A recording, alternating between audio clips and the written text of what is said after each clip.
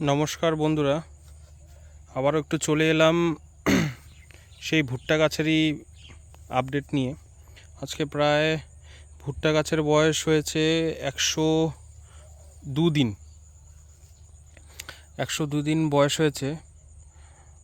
আপনারা দেখতেই পাচ্ছেন যে কন্ডিশন খারাপ নেই, পরপর ঝড় বৃষ্টি সবই গেছে, কিন্তু তারপরেও কন্ডিশন খারাপ নেই, ভালোই আছে। মোচাও এসেছে।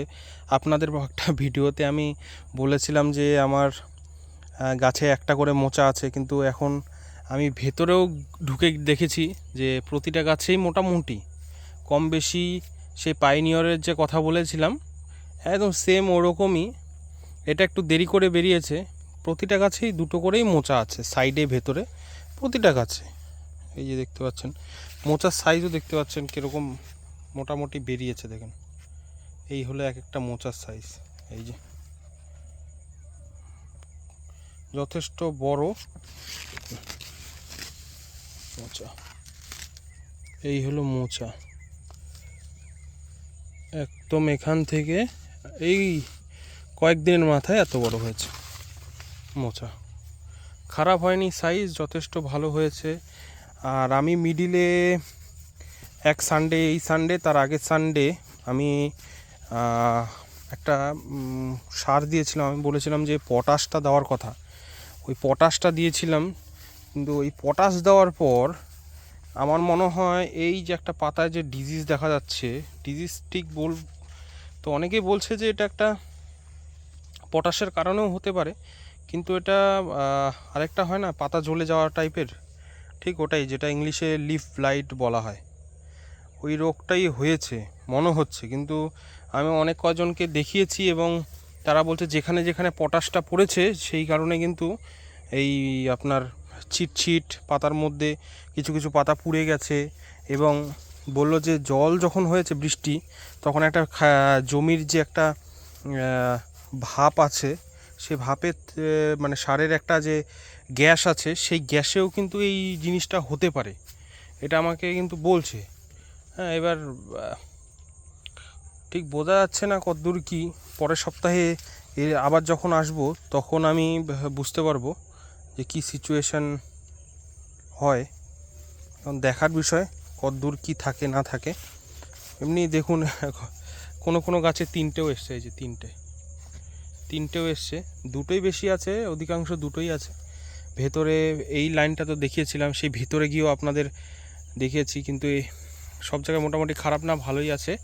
আর এটা এই একটা যেটা দেখিয়েছিলাম যে কমজোরি বলেছিলাম, এটাও এখন দেখুন কত বড় হয়ে গেছে। সব সার দেওয়ার ফলে এটা। আমি কয়েকবার স্প্রেও করেছিলাম,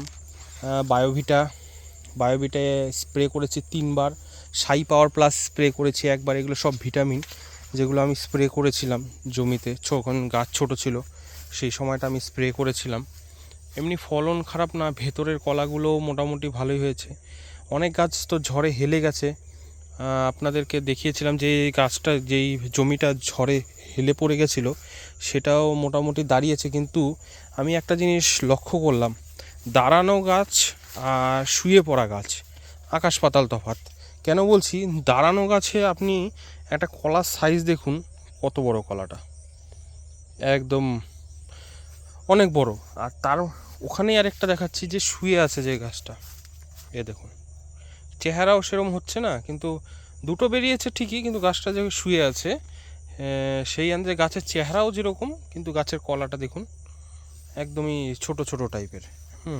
কিন্তু আপনি এটা দেখুন, এটা মোটামুটি কম বেশি যেগুলো হচ্ছে আর কি, খারাপ হচ্ছে না, ভালোই হচ্ছে। কিন্তু আমার একটা জিনিস খুব খারাপ লাগছে, সেটা হলো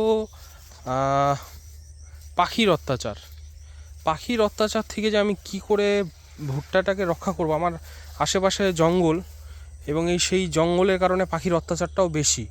এই যে দেখতেই পাচ্ছেন পাশেই বাঁশঝাড় এবং তার পাশে জঙ্গলও আছে, যেই কারণে আমাকে পাখির অত্যাচারটা অনেকটাই বেশি। তো যেই কারণে আমার ভুট্টা আর কি এই জিনিসটা ছিঁড়ে দিচ্ছে। এই যে দেখুন, দেখাচ্ছি আপনাকে, এই দেখুন, প্রথমে মাথাটা খোলার চেষ্টা করছে পাখিতে, এই যে মাথাটা খোলার চেষ্টা করছে, তারপরে পাখি এখান থেকে খাওয়া শুরু করছে, এসব জায়গা থেকে খাওয়া শুরু করছে। কিছুই বুঝতে পারছি না কি করে কি হবে। মোটামুটি এরকম করে যদি চলে তাহলে তো খুবই খারাপ হবে।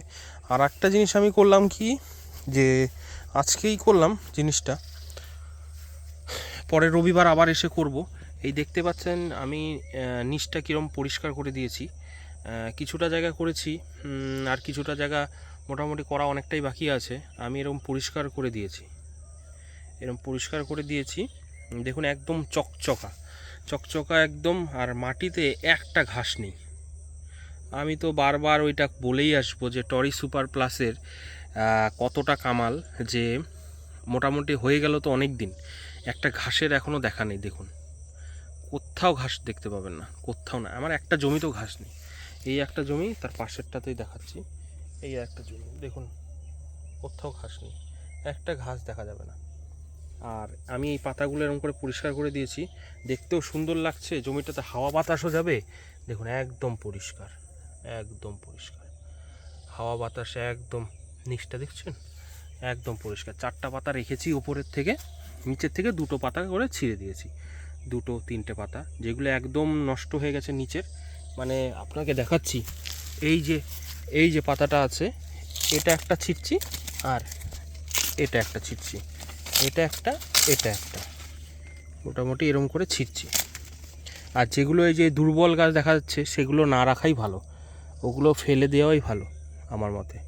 তো আমি এই চেষ্টাই করছি। আর মোটামুটি ভালো হয়েছে, খারাপ হয়নি। দেখা যাক এখন কি হয়। তো বলেইছি, এটা মোটামুটি পরিষ্কার করেছি সুন্দরভাবে যতটা পারা যায়। ওকে বন্ধুরা, পাশে থাকবেন, সঙ্গে থাকবেন। আর পাখির হাত থেকে কি করে রক্ষা করব ভুট্টাগুলোকে, সেটা একটু কারো যদি কোনো কিছু জানা থাকে অবশ্যই জানাবেন। আর একটা আমি শুনেছি যে একটা জিনিস করলে খুব ভালো হয়, সেটা হলো কাপড়ের এক টাইপের ব্যাগ হয়, সেই ব্যাগগুলো দিয়ে যদি ভুট্টাগুলোকে ঢেকে দেওয়া যায়, সেক্ষেত্রে কিন্তু আপনার পাখির অত্যাচারটা অনেকটাই কমবে। ওরা কিন্তু প্রথমে ভেতরে ঢোকে না, ওরা শুরুর দিকে কিন্তু বাইরে, মোটামুটি ধরে নিন